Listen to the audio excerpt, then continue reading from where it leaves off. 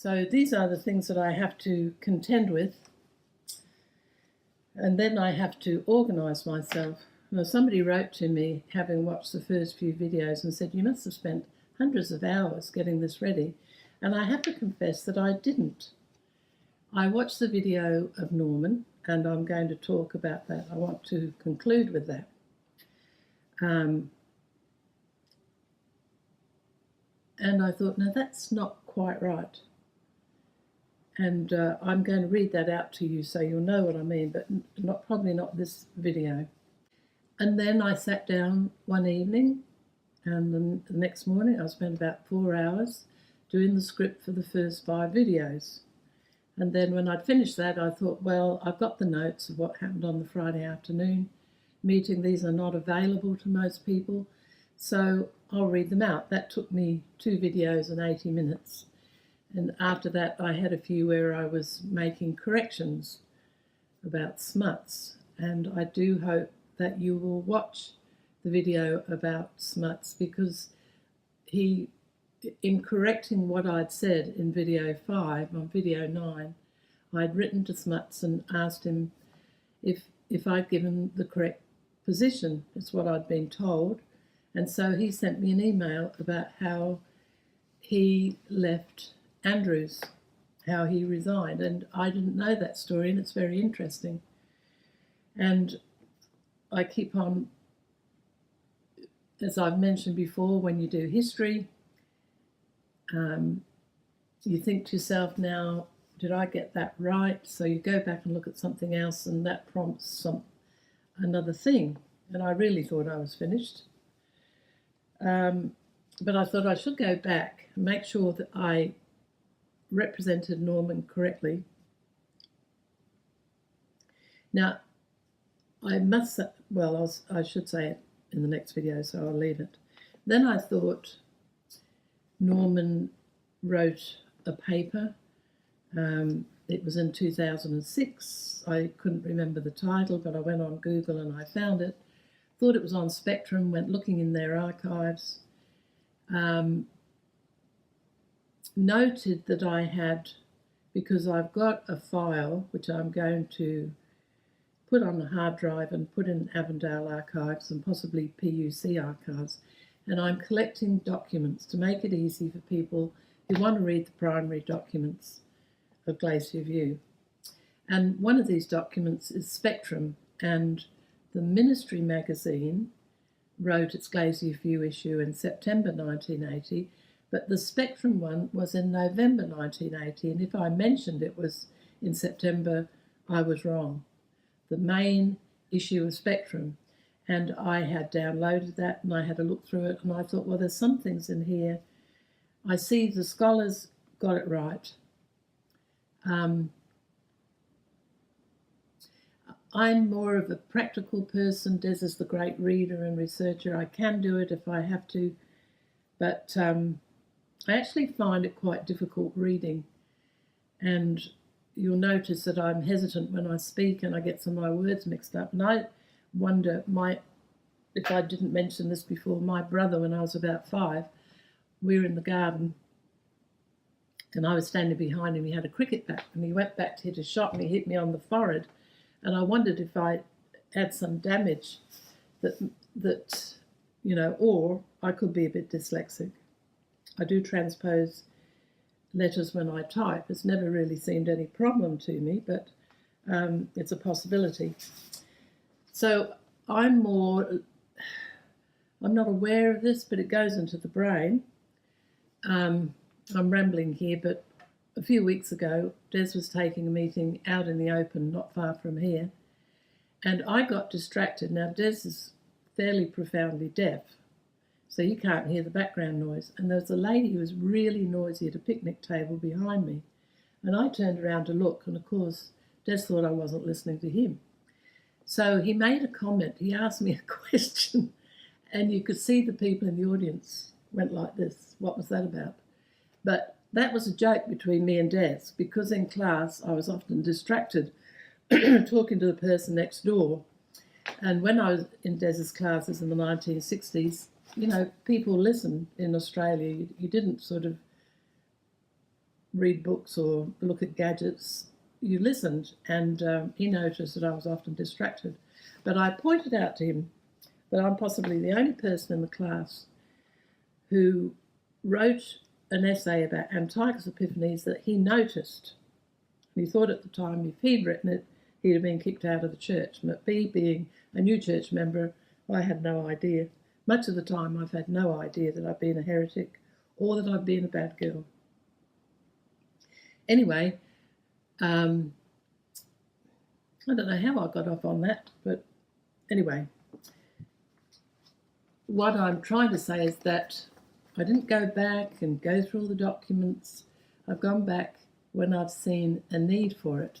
So I haven't looked at Spectrum, and I possibly whizzed through it, but there's a few things in here that I'd like to read to you. Most of it's written by Ray Cottrell. As I've mentioned, the article purported in here to be by Desmond Ford is by Ray Cottrell. Ray asked Des to do it. For some reason he didn't want to do it, and so Ray wrote it and put the author as Des, which is quite funny when you think about it. And I didn't know this until Des told me when I was doing these videos. So this is, I've got here the index and just a few pages, and I'm not going to read it all, but there is a letter in here, an open letter from the Andrews Scholars, 39 of them, that will show you that what I've told you is accurate. And when you compare it with what Norma says on the video, it's a bit different. And so this is part of pointing that out. So I have Cottrell's view of what happened in the Friday morning and afternoon, which the afternoon is brief because he wasn't there. But remember, I've read out the notes of that Friday afternoon. And in the ministry magazine, you can find those notes were used to put together what happened. Because of the same language, sometimes paragraphs, but you can also see what isn't in the ministry. So it's important to listen to those notes to see the different things that they used to discipline Des. The Brinsmead thing wasn't mentioned in the record in the ministry of the Friday afternoon, but I've said that before. So out of this, all I'm going to read is some of what Cottrell said about the Friday to show that it agrees with what I've been telling you. And then I want to read to you the letter from the 39 Andrews Scholars. And look, I just tried to download this, the Spectrum, from the Spectrum archives, and couldn't do it. I don't know why that is. It must be a problem their end. But I had done it in the past, probably years ago. So I had that copy, and as I say, I'm going to put a copy in my file. And one of the reasons I went to download it was because I thought Spectrum must have had two issues, one in September and one in November. But Spectrum is published quarterly, so that explains that, and there was really only one Glacier View issue.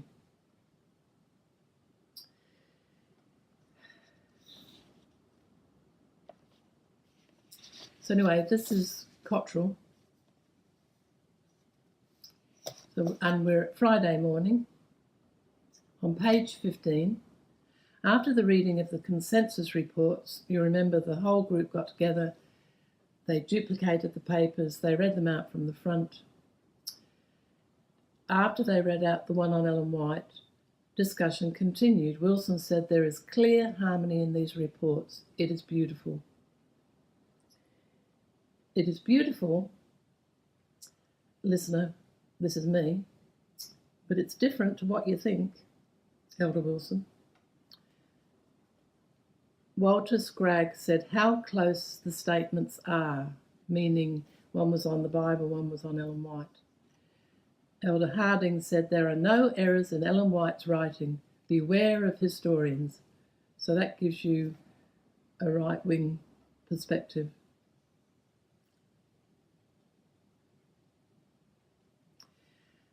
Olson, our joy here reflects the fact that things have not been as they should. This meeting is a unifying factor and evidence of the unity of the Church. The 7 groups have all come to the same conclusions. This is our best understanding at the present time. As a result of setting up creeds, Protestantism stagnated. So,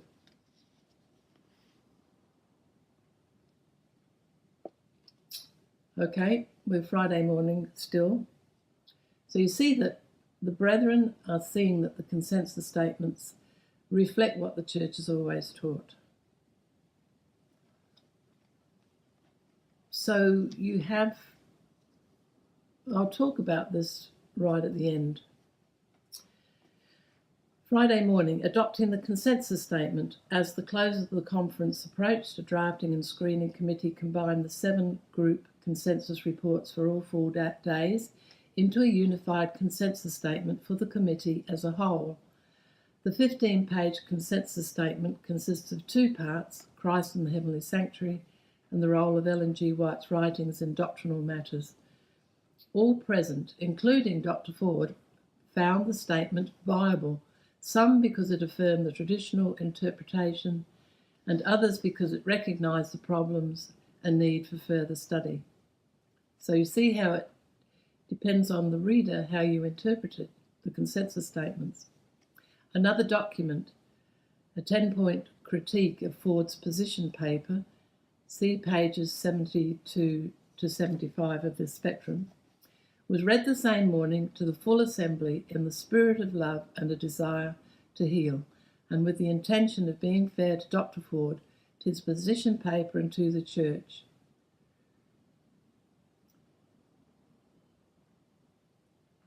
Remember, when this was read, this 10-point statement, we'd actually left. The drafting committee of 6 expressed appreciation for Ford's many years of service to the Church, for the example of his personal lifestyle, for his talents as a Bible scholar, for his deep concern for an accurate exposition of the Bible. Drafted overnight, this document, it wasn't overnight, remember it was done on the Tuesday and a little bit afterwards. This document was considered preliminary until Dr. Ford and the General Conference could review the accuracy with which it reflected Ford's position. Elder Wilson explicitly told the delegates that they were not being asked to express their approval or disapproval of the document. In other words, although formulated at Glacier View, it does not reflect the thinking of the Sanctuary Committee, which did not discuss it or vote on it. After the reading, one of the delegates, Dr. Louis Venden, specifically called the chairman's attention to the fact that the Sanctuary Committee had not approved the critique. Another delegate, Dr. Fritz Guy, professor of theology at the seminary, asked if orthodoxy would be determined by the 10-point critique. Elder Wilson replied that no, the document would not be used in that way. Both it and the consensus statement would be considered working documents. Soon after 1 o'clock, the Sanctuary Committee adjourned sine die. So when Dr. Fritz Guy asked this question if it was going to be used to judge anybody, again, the group felt reassured. But in fact, it was used in the afternoon. And, as I've mentioned, read Spangler's and others' notes, videos 7 and 8. I read them out. They will also be in my document file. Friday afternoon, General Conference and Australasian Division leaders meet with Dr. and Mrs. Ford. At 4 o'clock Friday afternoon, 3 hours after the Sanctuary Review Committee had concluded its deliberations, Dr. and Mrs. Ford was summoned before an ad hoc committee of 9, chaired by the President of the General Conference. Early in the meeting, the President told Dr. Ford about the small committee that had worked on the 10-point critique and showed him a copy of the document to make sure it included accurate summaries of Ford's main points. The President urged Ford to admit after reading the critique that his positions were tentative. After the President's initial statement that included, according to J.R. Spangler's account in Ministry, a discussion not only of Dr. Ford's theology but also his attitude and judgment, other members of the group questioned Ford. In his responses to the ad hoc group, Dr. Ford said that apart from wording on 2 points, he considered the critique to repeat accurately his positions before it attempted to refute them. He also assured the group he was pleased with the consensus statement, that he could live with it and preach it, not that it was perfect, but that it was far in advance of any previous statement which Adventists had put out. Later in the meeting, Keith Parmenter read a handwritten draft of a letter to Dr. Ford containing much of what appeared in the subsequently typed letter. See page 76, and I've read that out elsewhere. The extent to which the handwritten letter was more demanding than the later typewritten version is a matter of some dispute, as is the nature of the discussion that followed the reading of the letter. Spangler and other members of the ad hoc committee insist that at no time were Dr. Ford's credentials called for. As I've said before, this is an aside, and the plane is coming back. And because I've said it before, I'll keep going because it doesn't matter if you listen to this bit. But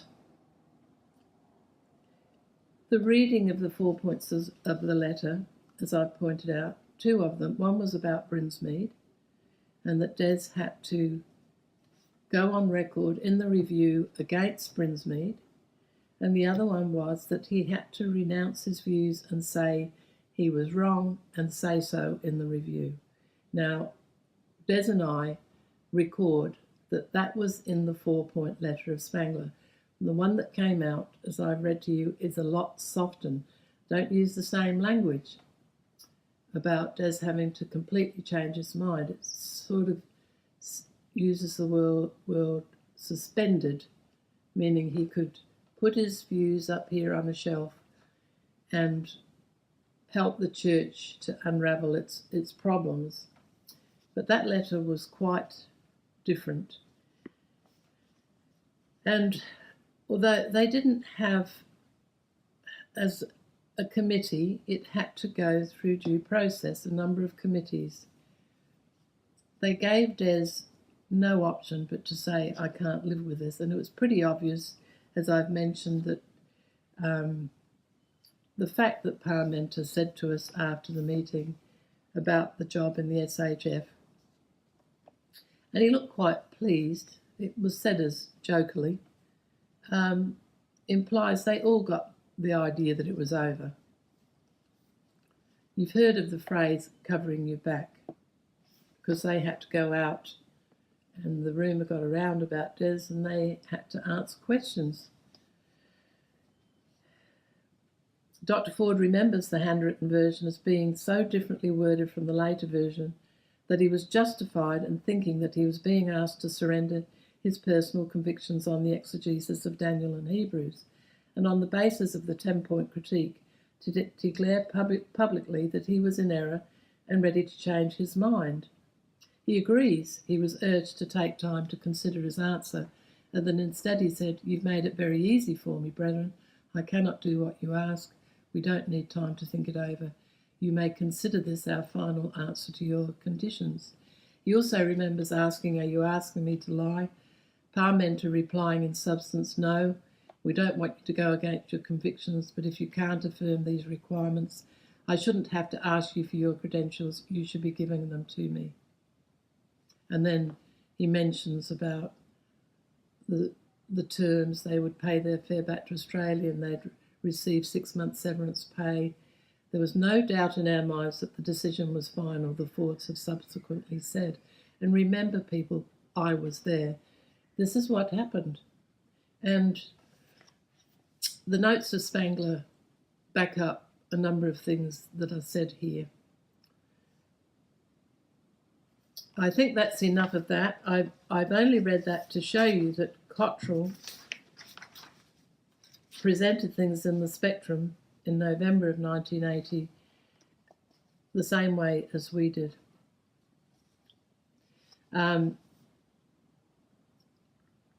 He's also, because Cottrell took in shorthand notes of all the plenary sessions and all the committees that he was in. Of course, he was only in one of the 7, because we thought there were 10 or 12 little committees that met, that formed the consensus statements, but here it says there are only 7. So if you look on page 13 of the Spectrum, November 1980, you'll see the conversation between Provencher. Provencher was trying to negotiate with Parmenter. Didn't work.